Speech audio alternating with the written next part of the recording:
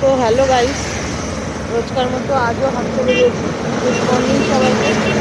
তো দেখো হাঁটতে হাঁটতে চলে এসেছি ঘাটিগাছার মোড়, দেখতে পাচ্ছ হাই রোড।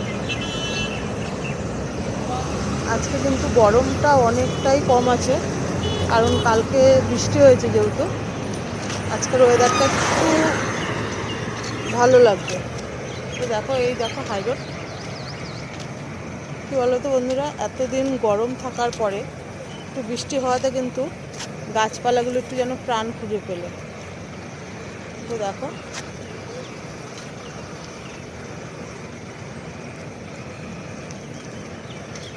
তো তোমরা কে কে সকালবেলা মর্নিং ওয়াক করতে বেরো আমার মতো?